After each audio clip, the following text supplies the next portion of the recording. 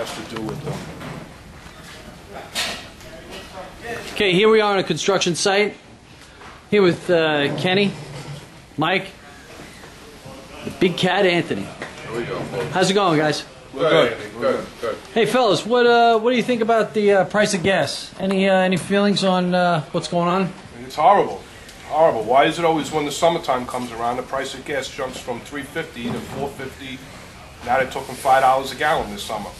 Do you think it has anything to do with what's going on in the Middle East and Libya and Iraq, Afghanistan, any of that nonsense? I would say Absolutely. I think it's a political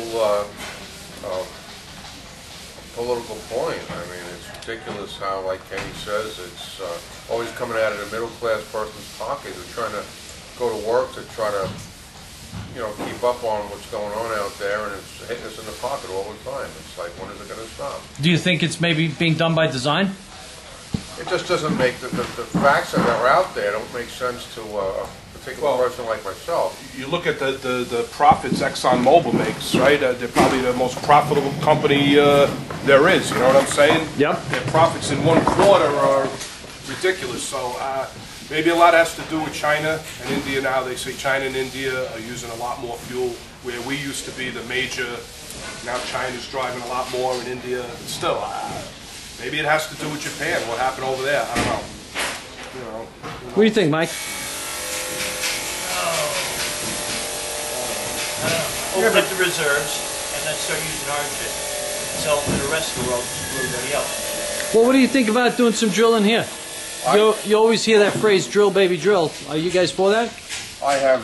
I think we've done enough research out there to start to pull some of the oil out of the earth, and I don't think we're going to environmentally hurt our own country. So I think that we should start doing a little bit tapping into Mother Earth and see what we can get out of it. I think everybody's afraid because of what happened last time in the Gulf. I mean, these oil rigs out. I mean, it's a great thing to do, but if there's a tragedy like what happened out there, that's what everybody's worried about again. How much oil ended up in the ocean. Well, you bring that up, but there was over 30,000 rigs out there, and that was one accident that we had. I hear you. That's pretty remarkable, I think, in itself. Especially when we have a president who just gave $4 billion to Brazil to invest in an oil drilling company, which just happened to be owned in Brazil, owned by George Soros.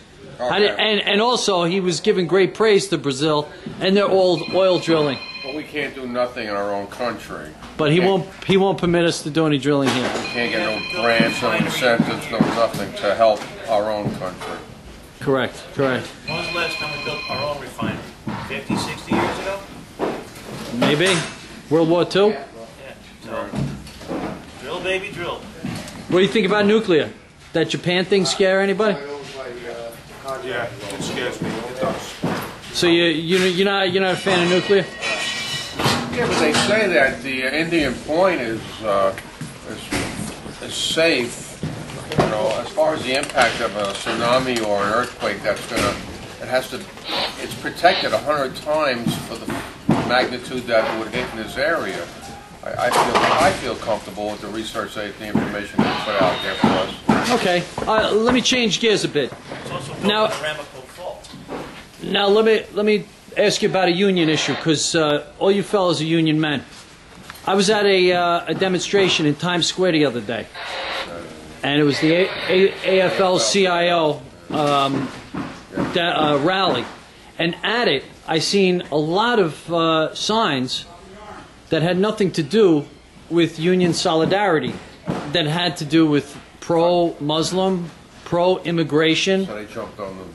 and pro-Communist Party, pro-Socialist Party. How do you feel about these guys capitalizing on the union rancor that's been going on, within your guys' industry? Well, naturally, we're there to try and solve some of our problems. We don't need.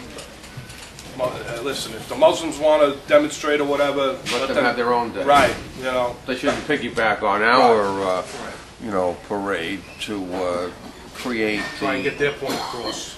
They're trying to capitalize maybe on the media attention. Right. So you don't feel that's good. You feel if they want to do their own thing, they got their own right to do it, and they can do it on their own instead of. Absolutely, because I don't think vice versa for the the other way around. I don't think we would jump on their opportunity. This was a sanctioned, which is the word I'm looking for, sanctioned demonstration. Right. Well, do you know what I felt that was a little demoralizing was at this thing there wasn't one American flag. Yeah, Not one American flag. that doesn't make sense. They kind of made me feel a little. Sure, because you're dealing with that basically, like you said, with the AFL-CIO. Was it teachers involved there? There was a lot UFT. Now there's a union. I mean, you guys don't have a rubber room, do you? Oh wait, it's called the unemployment line, right? Yeah, rubber. Yeah, Exactly. you're out of work altogether. Absolutely. Now you guys are private union, so you pay for all your benefits. We're self-sufficient. Right. Right, you support your whole benefit package. No tax money dollars goes to your fund whatsoever. Absolutely. Now, do you feel that it's good that they lump you guys in along with the public unions? The cops, the firemen, the teachers. No, You think it's fair? I don't think so. No, because that's coming from the city taxpayers. Their pension, their benefits, their medical, everything is coming from a different.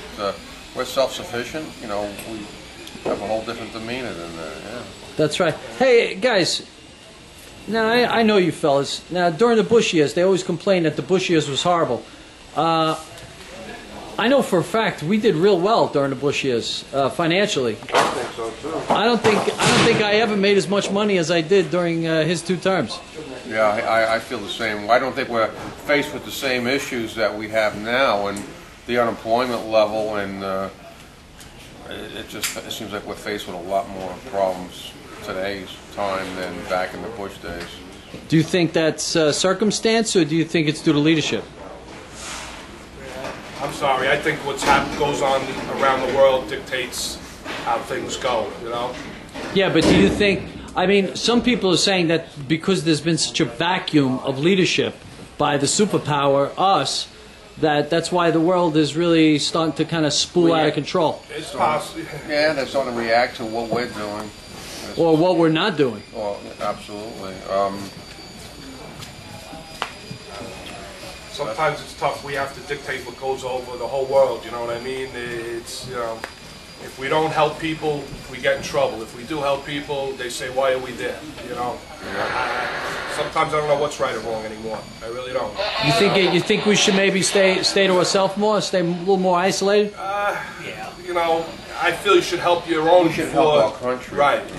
We're putting a lot of money into foreign aid, and we have so many situations. I mean, to help the poor people, and I seen on the news how much money we're borrowing per month. It's ridiculous. That they said again by July we'll be at the limit where you're not allowed to borrow any more money. I don't understand how this all works, but we have to borrow all this money to. Why are we lending money?